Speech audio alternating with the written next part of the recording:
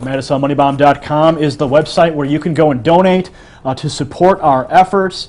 If you don't know, and you may have had to refresh the stream, if you look at the top of the screen here, you'll see several ways that you can donate. Right up here is the address where you can donate by mail. That is the mailing address for Restore the Republic. You can make your check or money order out to that address. And then, of course, the website above is rtr.org/pages/donate, and that's going to give you a button on that page where you can donate. It'll give you the phone numbers as well as the mailing address. And then, of course, over here at the top corner of the screen, you'll see the 2 telephone numbers that you can call. And we have 2 lovely ladies standing by the phones waiting to hear your voice and accept your generous donation. The numbers are 773-327-5829, 773-327-5829, and then 202-904-2174. You can give those numbers a ring right now, and the ladies will be very happy to speak with you and accept your generous donation. Danny, we're waiting for Catherine to join us. Yep. I understand that she is she almost there? Do we know anything? Do we have her? Okay. They were in the chat room, and from according to what's going on in the chat room, it seems like the stream is better now, so we're doing better there. Okay, great. Okay, someone's drinking fluoridated water. Wonderful. Okay, well, I guess we're just waiting on Christian. Christian, our engineer, is got a big grin on his face. I don't know why he's smiling. What is he saying? He likes that you're telling people we're waiting. Yeah, well, we're sitting here waiting for the, and you're sitting here waiting. More people of the office are just standing here and keep it loose.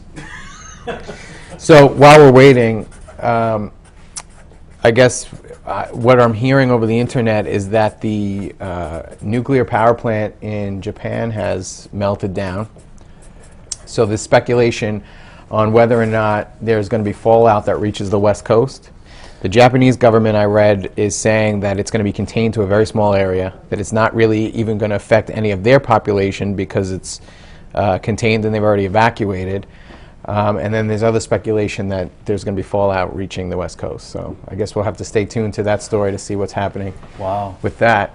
Scary stuff. You know, one thing I have to note is in the engineering room is if, did you guys call the conference line with the second Skype account?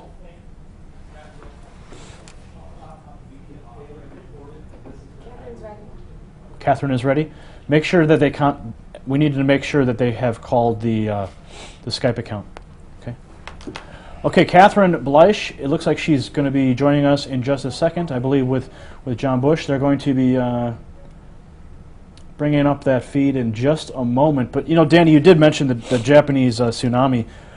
That is just a tragedy in its own right.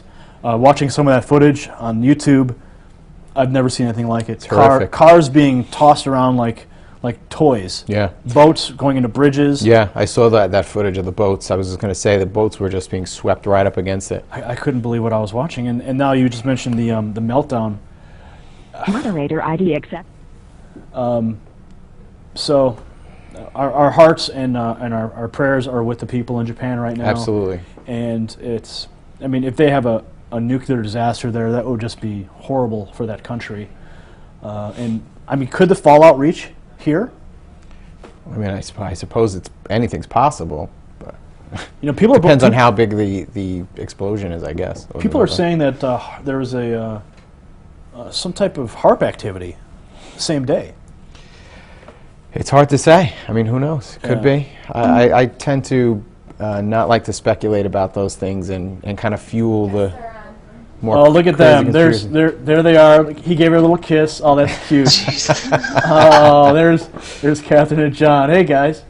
Hi. All right. Okay. Well, welcome to the Madison Money Bomb broadcast. We have 2 freedom fighters with us now. John Bush and Catherine Bleish. Welcome to the show. Hey guys, get a little closer. There you go. Perfect. Okay, so John and Catherine, we were just talking about you guys. You know, you guys have traveled the country. You have been exposing the fusion centers. For our viewers out there that really don't know what a fusion center is, you guys are the experts. Help our viewers understand what it is and why it's important for them to know. Go ahead. Well, fusion centers, simply put, are law enforcement apparatuses that work to collect as much information as possible and to create intelligence that they can send out that is based on that information. So information are little bits and pieces of information, whether it's your eye color, your birth date, your driver's license number, your license plate number, a city that you were seen in. Those are all bits and pieces of information, your political beliefs, your religious beliefs. And intelligence Nina? is the picture that they paint with that information. So these institutions are funded by the Name? Department of Homeland Security, and they are given grant money to bring different jurisdictions of law enforcement together so that they can work together. Well, you know, the Department of Homeland Security does play a role in these fusion centers, and when you guys were traveling to them, you know, how many did you actually travel to? Us personally, I think we probably visited like 15 or so, maybe more. Wow. And there were other activists that went and visited them as well. So almost every segment of our country, these United States, has been visited, the fusion centers in their region. I think we're still missing kind of the north central area and some of the Midwest and also a little bit of the East Coast. But we did send a team up to the Northwest. We hit all the states in the South, some in the Midwest and some on the East Coast. So we've been busy. Did you experience any opposition? Because, I mean, traveling to 15 different fusion centers, you're going to meet a whole different group of law enforcement officers at each location. Some will be accommodating, some will probably be questioning. How was the response from the actual law enforcement on the ground? Well, one fusion center we got denied outright. We usually call in advance and inform them that we want to do an interview and ask them some questions. We have some concerns. We mentioned the MIAC report.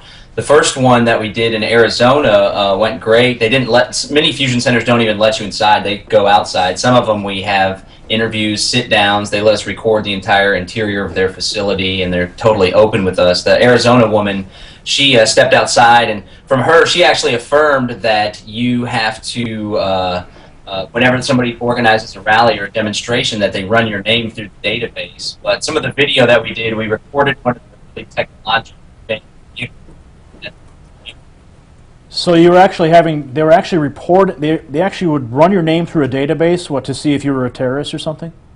Yeah, and she made it seem like it wasn't a big deal whatsoever. I asked her point blank, so if I were to organize a demonstration, would you run my name through your databases? And she's like, well, yeah, I mean, we'd have to see, you know, what you could potentially do. It's all this pre-crime intelligence-led policing where, you know, they want to prevent the crime from happening and they're willing to gather as much info as possible. But the Atlanta, Georgia Fusion Center refused to visit with us. They didn't even want us to come on their premises. Wow. Because they saw the video from Arizona that this Drew Phillips out in Arizona, We Are Change Arizona, put out.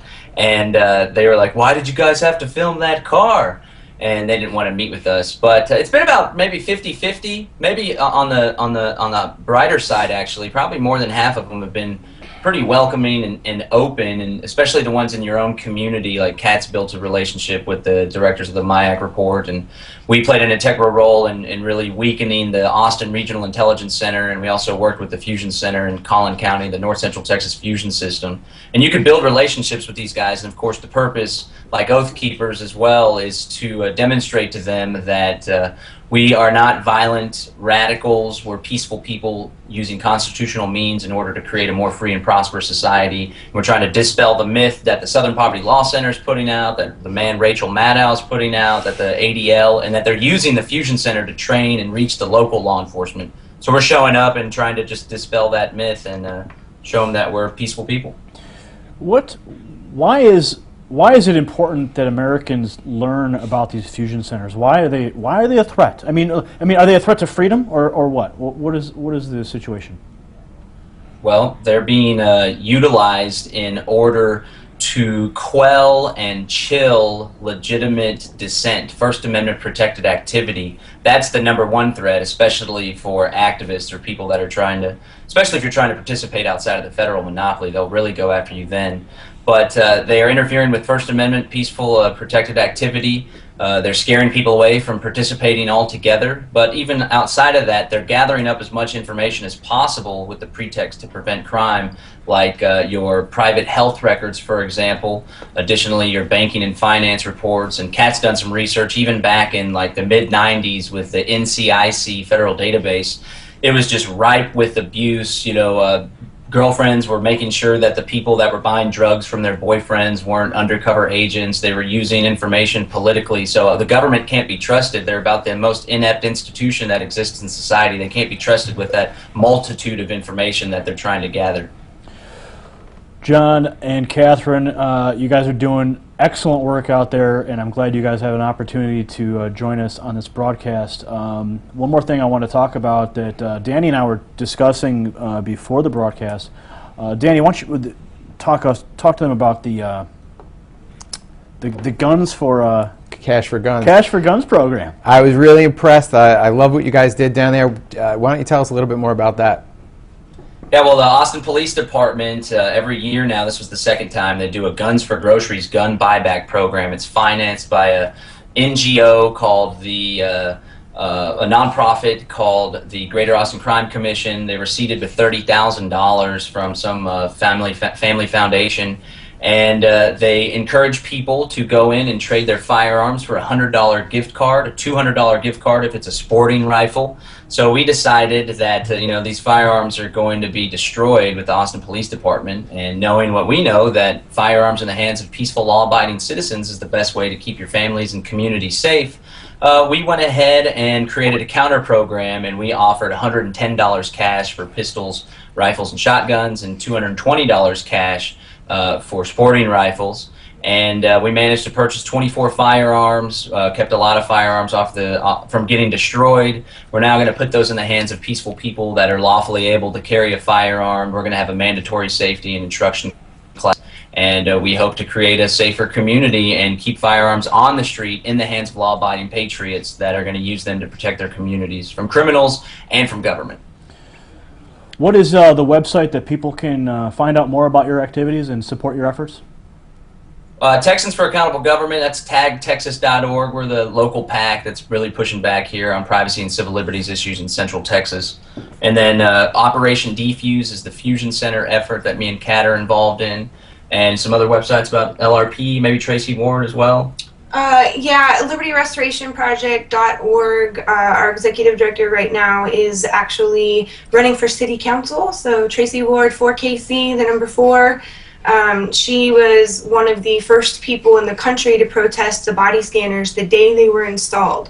So she's been out there on the streets really, paving the pavement, pounding the pavement, and we're all really proud of her. So LRP's on a little bit of a break because we're trying to put all of our energy into supporting her run, and she did make it through the primary, so we're very proud of her. Pink hair, punk rock. Vote pink. I'm still waiting for my pink T-shirt. We're supporting Tracy. Yeah. You know what? I want to also congratulate you guys on the great news that you're expecting. Congratulations. Yeah. Seeding next generation. That's right. That's right. Yeah. As a new daddy myself, it's going to be crazy. You guys are going to love it. Yeah. Congrats to you.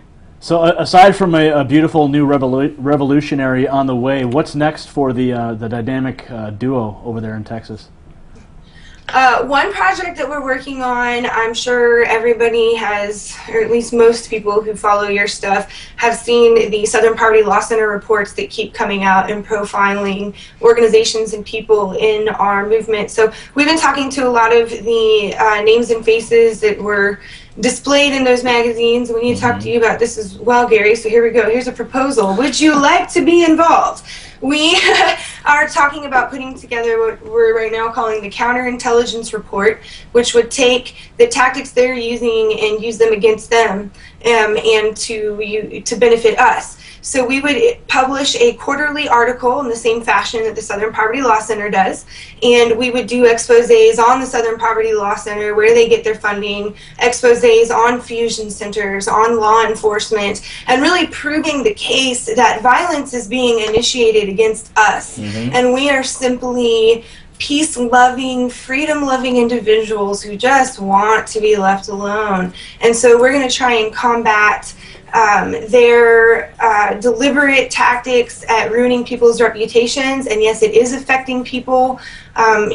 Tracy Ward, as we mentioned, is running for city council. Some of the news media is starting to smear her because of the Southern Poverty Law Center reports, or not cover her because of those things. So that's one project we're really excited about. Well, you can count on me to support that. Anything that goes against the Southern Poverty Law Center. They've nailed me a number of times. They slandered Aaron Russo's film America, Freedom to Fascism, and the infamous MIAC report that you guys were so instrumental in coming out and attacking. We partnered on that project as well. So anything that's going to come out and work against those criminals, I'm all for it. Yeah. Great. We'll have to chat later. We'll be hoping that everybody who's been profiled, every organization and individual, can provide us with 4 articles a year so that we can send the truth about these people to our law enforcement community. All right, guys. Once again, what is the website so people can get a hold of you guys and support your efforts? You can check out the local efforts at tagtexas.org, Texans for Accountable Government. LibertyRestorationProject.org is the PAC up in Kansas City and Missouri. And then Tracy Ward, 4KC, the number 4. She's really whooping butt, and if we can get some of the national movement and leverage to this local effort, we should be able to put her in office. And then finally, OperationDefuse.com, DEFUSE, is our nationwide effort in order to push back on the Fusion Center apparatus and dispel the myth that peaceful people are violent radicals, and to try to build a free society. All right, guys. Thank you for joining us on the Mad as Hell Money Bomb broadcast, and we're definitely going to be keeping tabs and having you guys back for another broadcast in the future. Thank you, Gary. Donate. You got a great effort and a great thing going, and we really appreciate all the information that you put out and the magazine and everything. Yes, Thanks. Good luck today. We'll be sending you lots of big money bomb love. All right, thank you, guys. We love you. Okay, Thanks, we'll talk guys. to you, Dan. Peace. All right. I love those guys. Yeah, those guys are awesome. They're really doing some great work. So what do we got up next? Well, we're coming up. We're going to take a quick break, I guess. So we're going to take a short break. Okay, great. And Everybody, we will have